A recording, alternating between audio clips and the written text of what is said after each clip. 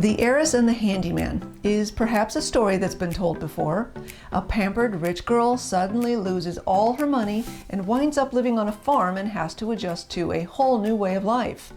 June, played by Jodie Sweetin, is a woman who has never had to do anything for herself and is now responsible for everything in her life, including running a farm.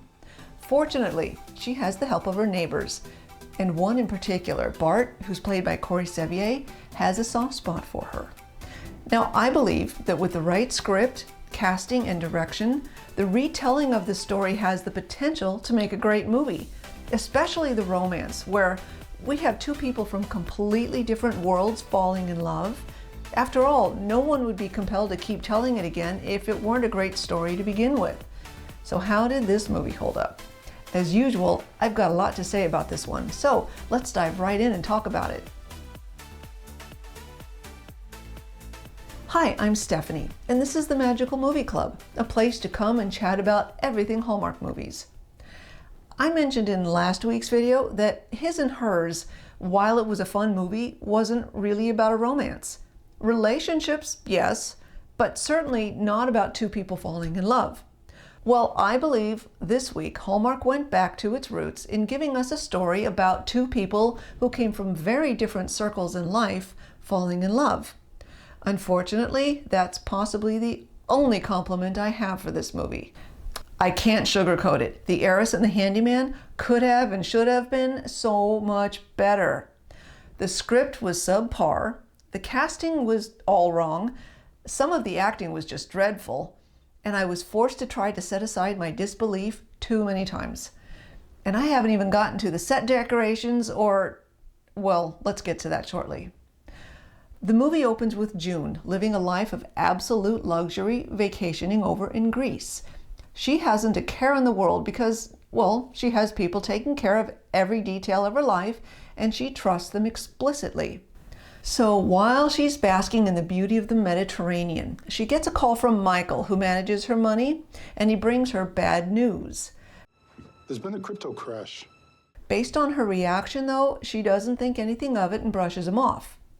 But then we see her private jet landing when she meets with her assistant Tyler, and that's when she finds out you've lost everything. Now, Tyler hams it up quite a bit, being over the top with the drama. I'm sure it was meant to be funny, but I personally found it to just be annoying. Boring. To each his own, though, right? The only thing she got to keep, aside from her luggage... What is this? It's prepaid. Yeah, Tyler actually swapped out her own phone for an old-style prepaid one. Then there was her grandfather's old car. Not sure why her rich grandfather had such an old car lying around. And a key left to her by an aunt who had recently died. Okay, so let's talk about what we've seen for a moment. I cannot escape the elephant in the room. That hair! Oh my gosh! Whose idea was it for her to wear that atrocious wig? I've seen Hallmark stars occasionally wear wigs for roles in movies, but this one is hands down the worst I've ever seen. Now, because we're still not even 5 minutes into the movie at this point, I had assumed that she was going to lose the wig as time went by. Nope. We had to look at that rock-hard pile of curls for the whole movie. Normally, I try very hard to sustain from criticizing anyone's appearance in a movie because, as I've said before, I am no fashion expert by a long shot. But this wig, it was so distracting, it's all I could see when I looked at her. Okay, let's continue. June is back in New York, and we see a montage of her trying her hand at working odd jobs. Let's see. First, she gets fired working as a barista at a coffee shop, because remember, she's never even poured a cup of coffee for herself in her life. It's obvious to me that the intent here was, again, to be funny. To me, though, she looked like an uncoordinated little kid trying to act like a grown-up. Well, the next job is where I would like to suspend my disbelief a bit, but I can't. And that's because she gets hired as a hairstylist without any experience or training, and certainly no license. And then aside from the awful wig, I tend to believe this character, June, has spent most of her life pampering herself in very high-end spas and salons.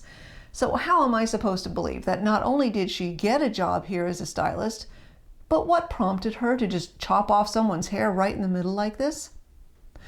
Again, this is behavior I might expect from a 4-year-old. How many times have we seen images on social media of little kids who tried to cut their own hair and they either cut off way too much, or maybe their bangs are diagonal or something funny like that? I don't find it funny when a 40-year-old behaves this way, nor is it even remotely possible that she would have been hired here. Let us continue, shall we? I will say this is the only moment I actually felt just a little bit sorry for her. In this next scene, we see that she's been living out of her car.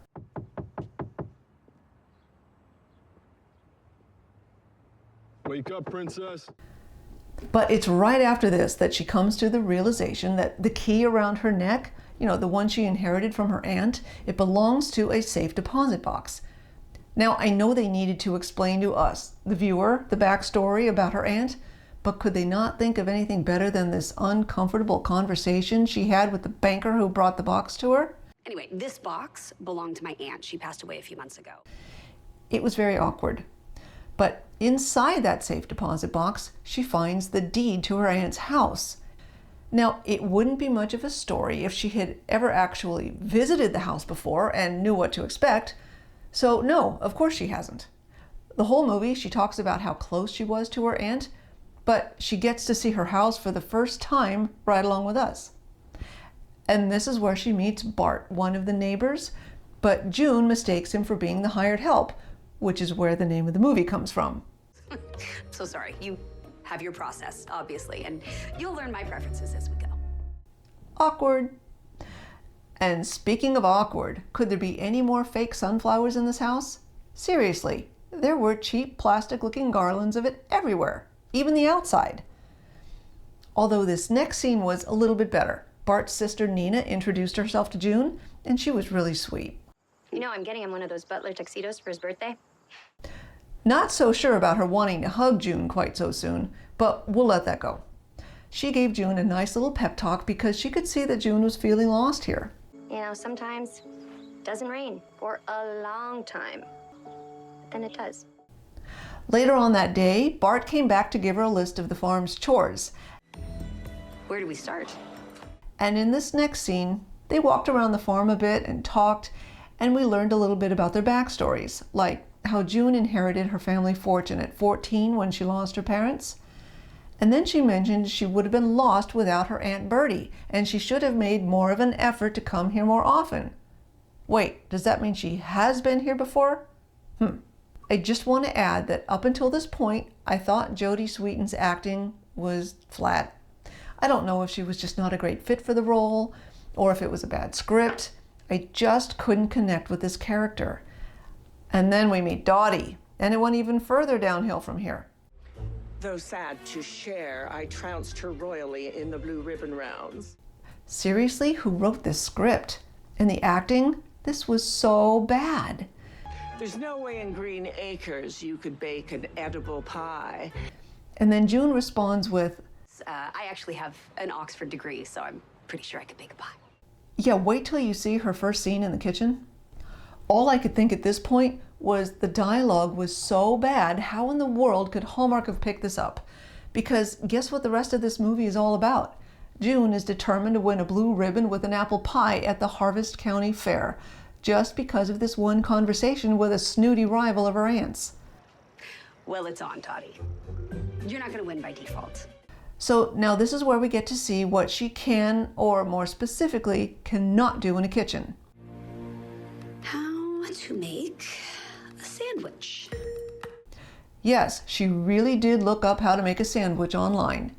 Now, I'm not saying that she shouldn't be capable of learning how to make an apple pie, but I take this one a little bit personally.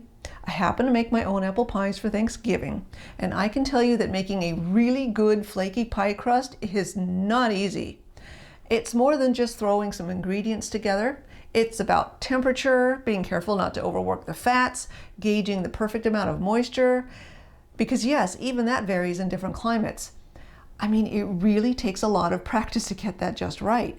Now, I know in the movie June practices making a lot of pies, but look at how she starts out. Does she not look absolutely ridiculous making this first pie? And here's how it turned out. Apples are undercooked, sugar's not integrating, and somehow the pastry is dry and greasy. My point exactly. Fortunately for her, Bart steps in to help, and I'll give him credit because he seemed to know a thing or two about making pie crust. And at this stage, you don't want to over-mix it, and it's key that the butter be ice cold, freezer cold if you can. Now, I'm going to fast forward through about an hour here because in my opinion, the dialogue is weak, the directing amateurish, and the casting is all wrong. So not only did I feel no chemistry between these two, but they looked just plain awkward to me. I tend to struggle with movies where the leading characters are childish and inept. I understand they were trying to portray June as a spoiled rich city girl, but there are so many who have tried and succeeded at this type of character before. Like, how about Mayor Martha Tinsdale from the Good Witch series? I loved her. You remember that big storm last year? Hit Blairsville? Yes, well, Blairsville has all the luck. Her character, in my opinion, is very much like that of June, but Catherine Disher found a way to play her so that we still grew to love her. I know, not in the beginning. Before they branched out with the TV series, she was pretty mean in the movies. But she grew and developed into a great character, as silly as she was. Okay, but that's enough about Good Witch. With this movie, I'm thinking Jodie Sweetin and the director were perhaps both in way over their heads trying to pull this off. And I'm sure it didn't help that the script was so weak, because the result is it just fell flat. I'm going to continue with the story now, at the point where June figures out that the festival is literally this week. But wait, that sign says September 26th for the festival. That's this week. And she has no idea how to bake a pie. Although next they showed us a pretty decent montage of scenes of June learning her way around the farm, including baking pies with Bart and bonding with his sister Nina. I noticed the parts of the movie that I enjoyed the most had no dialogue. Was that pretty telling about the quality of the script? And here's something else I'm going to critique. I know this is really picky on my part because I actually enjoyed Bart's explanation here, but it's about growing carrots perfectly straight. I'm trying to imagine June ever seeing a carrot that wasn't perfectly straight. Seriously, how'd you get it to grow like that? Given her life experiences, when would she ever have encountered a carrot looking any other way? Pretty much all of the carrots you buy in the grocery store are straight. And even then, she's never been grocery shopping before. She has literally only ever eaten in high-end restaurants or by private chefs in her own household. My whole point is she was surprised that they had to look under the chickens to collect the eggs. Did you say under some chickens? So how was she inquisitive enough to know that carrots don't always grow perfectly straight? I'm sorry, this is just how my mind works. So now let's move on to the festival itself. Would you believe, with literally just a few days to go from watching a YouTube video and learning how to make a sandwich to baking an apple pie, June won first place. June Wiltshire. It was the best I've ever eaten. Yeah, I still refuse to buy that. Not only that, she even won Best Overall in Fair. Which means she'll be named Best Overall in Fair. But get this, we're still not done yet. That same day, she gets an offer for a national brand sponsorship. Would you be interested in something like that? It'd be quite lucrative. We're a national brand. Oh, but just wait, there's more. Exactly 20 seconds later, she finds out from Michael, her financial manager, you remember him from the very beginning of the movie, that she miraculously has money again. We're back in the saddle. How big is this saddle? Enough for me to send your private jet to come and get you. So this is where the big conflict is near the end of the movie. What will June do now that she has mastered running a farm and winning first prize at a fair in a week, and suddenly she's rich and can go back to her old life again? Do you want to leave and come travel the world with me? By now, if you've seen any of my other videos, you probably know that my favorite Hallmark movies usually involve some sort of character growth or development throughout the course of the movie. And this movie didn't really have much. As you can see by June's first instinct when she got her money back was to run right back to her life as fast as she could. It was only after she didn't get her way or get what she wanted in terms of Bart wanting to leave and travel the world with her that she thought twice about what she might want to do next. I can't just go traveling the world with you. Yeah, you can, Bart. That's not the kind of character growth that means anything to me. It would have meant so much more at this point if she wanted to give something back to the farm or even the community before she thought about hopping on a private jet and fleeing. She was even considering dumping the farm altogether. So I'm gonna deed him the farm so that he can make sure and look after all of you. She actually did leave, and we had to see Tyler again. Fabulous. Doing a lot of late nights at celebrity parties, but stepping right back into my designer shoes and getting back in there. Wow, he was annoying. Now, she did eventually go back and everyone had their happy ending, but the whole thing felt shallow. Even Dottie suddenly loved her. It was a weird ending, even awkward. You've heard me talk about IMDb ratings before. I once shared this graphic about how I generally interpret ratings for Hallmark movies. Well, guess what? This movie has the lowest ratings I've ever seen for a Hallmark movie on IMDb. As of the time of this recording, it's sitting at a 4.9. Yeah, it's really that low. There might be others out there, but I've personally never seen one rank in the 4s. Ouch. So how am I going to rate it? I was so embarrassed for Hallmark while I was watching this that I want to give it a 1. I'm on the fence about whether Corey Sevier added enough to maybe give it a 1.5, because I think he gave the best performance of all of them, and he really didn't have much to work with. I could even tell he tried his best to develop some chemistry with Jodie Sweetin. I wasn't feeling it, but I think he tried. So okay, for his efforts, it's a 1.5. Dare I ask what you think? I know I was harsh this week. Obviously, this is not a movie I want to watch again. But if you happen to have enjoyed it this week, I will always welcome your comments. So feel free to chime in with your own comments if you'd like. Well, I think it's time to wrap up my review of The Heiress and the Handyman. Next week, we'll be watching Falling Together with some Hallmark favorites, Ashley Williams and Paul Campbell. I am very much looking forward to moving on to next week. Until then, and as always, thank you so much for being a part of the Magical Movie Club. If you like this too and want to see more, please let me know by hitting the like button and subscribe to the channel. Also, if you're interested, I have links to the preview video as well as the movie page for more details about The Heiress and the Handyman in the description below. I'll be back next week to chat more about our favorite magical movies.